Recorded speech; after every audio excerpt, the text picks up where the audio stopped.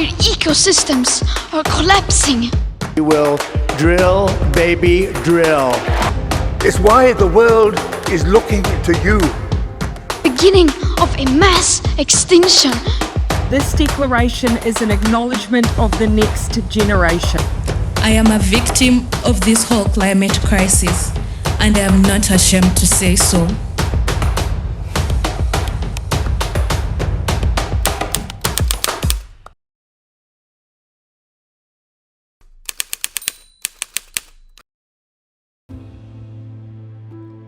Think of a warming climate like a line of dominoes. For every 1 degree of increased temperature, a domino will fall, with each having impacts on both people and society in a runoff effect. In reality, the implication of a warming climate is far more complex. Nearly all land areas are seeing increased hot days, and heat waves, storm severity and frequency are becoming more extreme. Drought incidents, species extinction, and impacted food supply are just some of the implications that a warming world will have.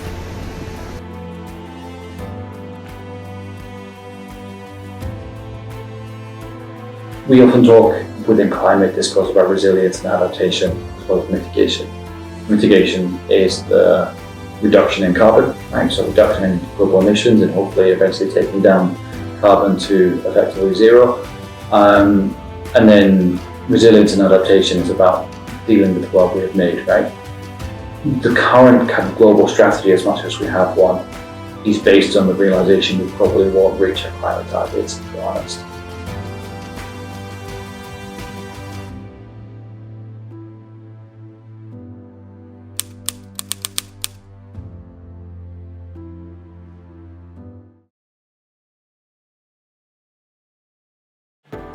In a post-COVID-19 world, health systems are still recovering and are increasingly volatile to emerging disease threats.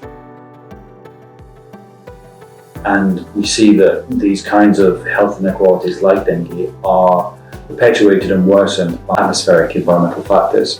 One such disease that is expected to increase is dengue fever, a disease primarily driven by two mosquito species, Aedes aegypti and Aedes alopecia. Symptoms can range from mild flu-like symptoms to severe dengue that can result in hospitalization and death.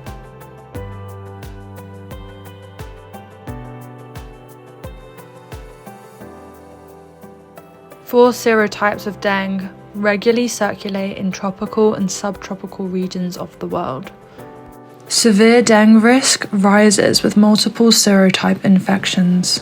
So one of the major risk factors is obviously the availability of water and water sources, although you don't need to necessarily have very consistent rainfall patterns because of this capacity for eggs to dry out. But if you have increased rainfall, you will have more abundant vectors, and increasing temperatures mean the mosquitoes themselves will breed more quickly, you'll have a greater population density of mosquitoes, but also increasing temperatures tends to reduce the amount of time that mosquitoes need to incubate the virus, the dengue virus, in order to become competent for transmission. The life cycle of Aedes mosquitoes is very temperature dependent, and particularly at the early stages where the life cycle of the Aedes mosquito occurs where adult females lay eggs in the water.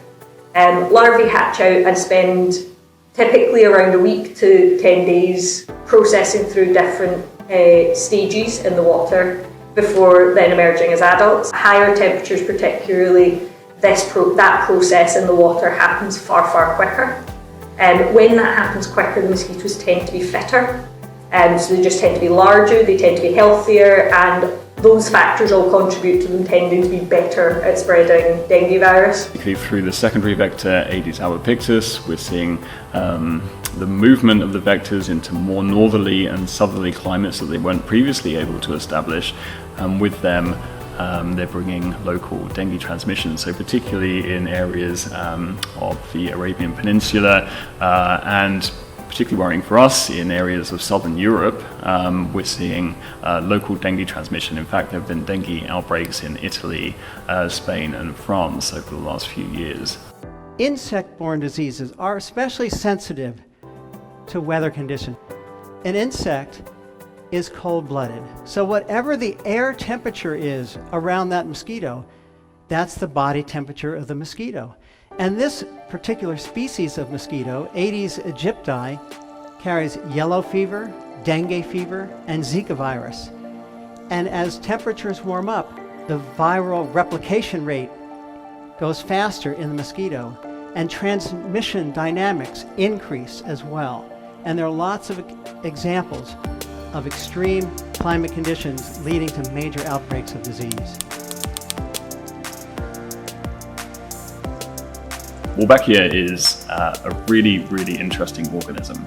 It's a bacteria, it's a endosymbiont of lots of different insects, but particularly it's not found in the primary dengue vector, Aedes aegypti. So if you take a female mosquito that is infected with Wolbachia and you infect that mosquito with dengue virus, that female mosquito will no longer transmit dengue virus. In male mosquitoes, it can make the males basically sterile if they mate with a Wolbachia uninfected female.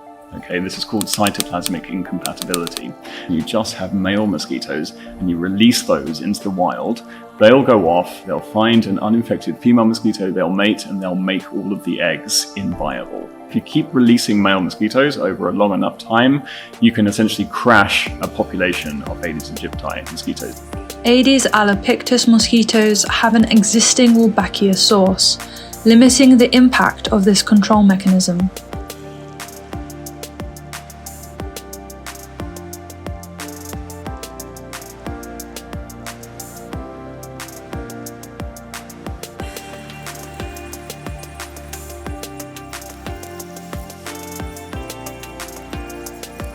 Some societies it is normalised. I was working in Brazil around 10 years ago now, and that was during the Zika epidemic. And people were diminishing the importance of Zika. Dengue is endemic in some areas of Brazil, and what you see is that a lot of our public health measures, there's also a huge number of factors that mean that dengue is very hard to beat due to lack of access to clean drinking water, design of the urban landscape, all the rest of it. This was during the run-up to the Brazilian Olympics in Rio de Janeiro, and the local city council had taken to putting concrete slabs over watercourses in order to prevent mosquitoes from breeding. And although that is a kind of short-term solution, that actually has all kinds of other impacts as well, as does spraying chemicals.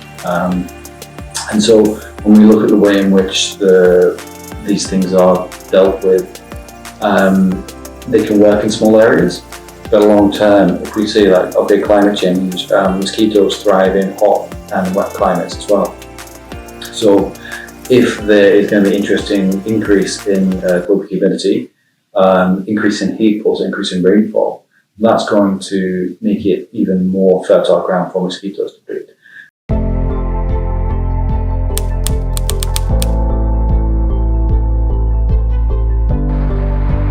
The future of dengue control is looking more and more possible with the support of scientific research and innovation. Ultimately, we probably need to be doing a lot more research to understand the spread of dengue, and employing new tools like Wolbachia will be quite crucial going forward, particularly in countries for which it's very difficult for them to just remove the mosquito population entirely. Control tools like Wolbachia could be life-saving. So what should be next on the public health agenda? Should we continue researching vector-borne diseases or tackling threats closer to home, like access to food and sanitation in a warming world? Working together with people and communities at the highest risk of these changes is essential. And if one thing is sure, it is that working together is the one chance that we have in the fight against climate change.